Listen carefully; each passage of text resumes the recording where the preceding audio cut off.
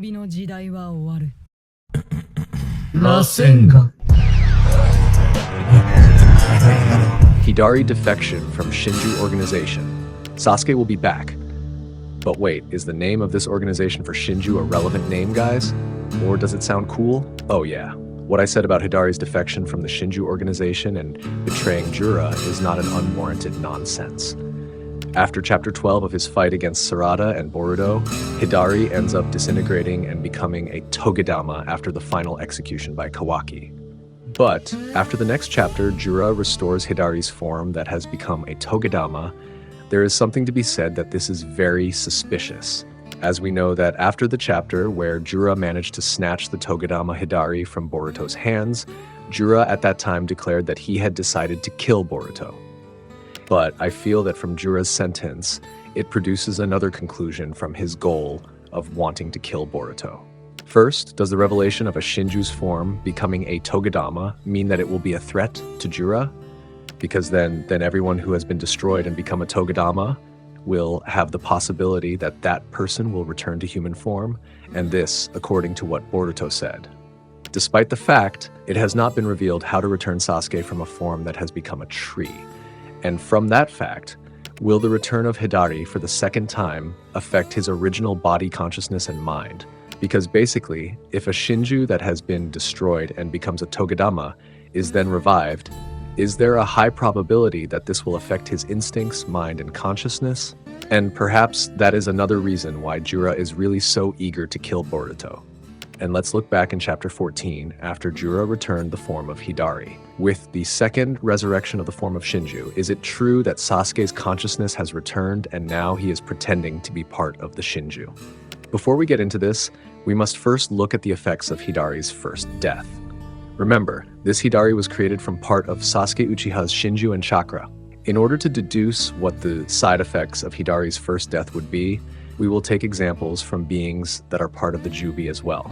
And of course, we will take the example of the Bijuu, because the closest thing to Shinju right now are the Bijuu. Bijuu have the same consciousness as Shinju.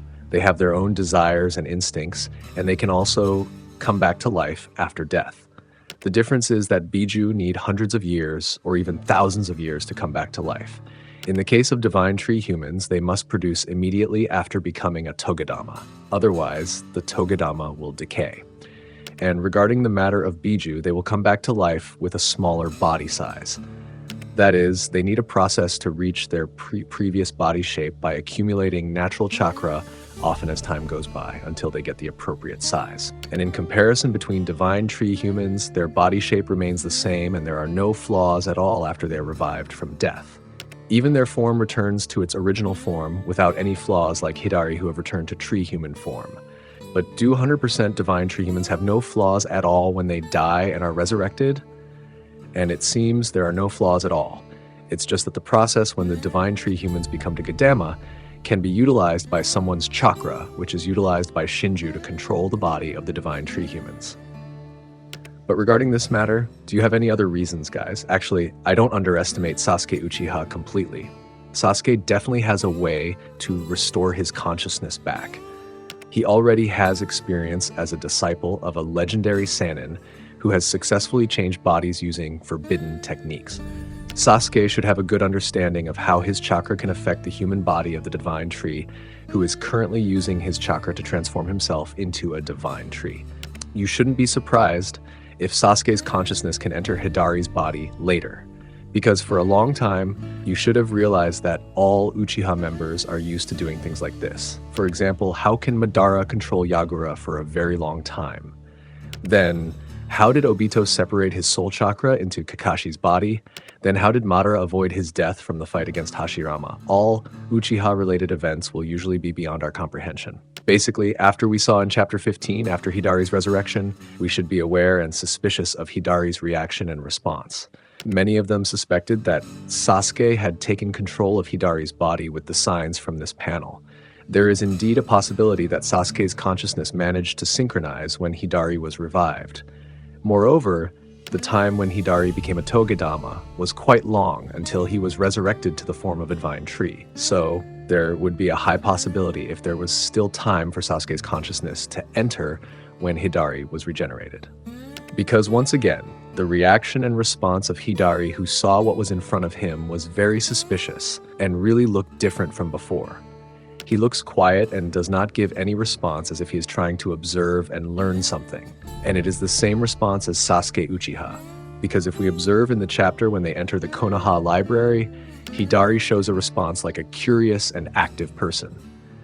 But in this situation, he is completely different. But do you think Hidari's nature and response from the beginning was the same as after his resurrection? In other words, so no significant difference happened to Hidari after he was revived? Or do you agree with me that there is something fishy about Hidari's resurrection and it has something to do with Sasuke? So far, we should have understood how powerful the Uchiha's Sharingan ability is. And if we're talking about Uchiha, I can't imagine what if Sarada manages to awaken the Sharingan ability in her eyes that can affect and control Hidari. It's true that so far, Sarada has not shown any response that she will awaken the ability of her eyes. Because basically, we all expected Sarada, if in the battle against Hidari and making Hidari die, it would make Sarada able to awaken her eye ability. But in fact, this is very much different. And maybe the biggest factor for now is Sarada's rudimentary ability to fight Hidari. But I still firmly believe that someday, Sarada and Hidari's battle for the second time will result in a big plot twist to answer questions about Sasuke. But if we're still talking about Hidari, I'm still doubtful about Hidari's target after his resurrection. Because if you look at this part, the newly resurrected Hidari gave a completely different initial response. He even seemed to be hiding something to Jura when Jura asked Hidari if there was a problem or not. And with Hidari's response of "can't tell," can we still make this the reason behind Sasuke's consciousness trying to awaken in Hidari's body? Although not completely, we should be able to assume that this is the first sign of Sasuke's consciousness in Hidari's body. And with the awakening of Hidari, will there be another fight between Boruto and Hidari to protect Sarada from the threat of Hidari? And of course, maybe in this fight, Boruto will not be able to fully protect Sarada. Jura, who has known Boruto's intelligence about the Togodama, will certainly not underestimate Boruto, and he will also prioritize killing Boruto. But if Sarada has to fight against Hidari, will she win? Then, if Kawaki helps, will they be able to fight against Hidari? Especially if Kawaki has not been able to get his maximum power. Well, this will be something good news and make all Sasuke fans happy if he manages to awaken and rebel from the Shinju organization. And also about Sarada, this will be the part that we wait to see the development of the Sharingan eye. So what do you think? Do you agree with me? I look forward to hearing your thoughts. And maybe this is it for our discussion this time. I'm Nim.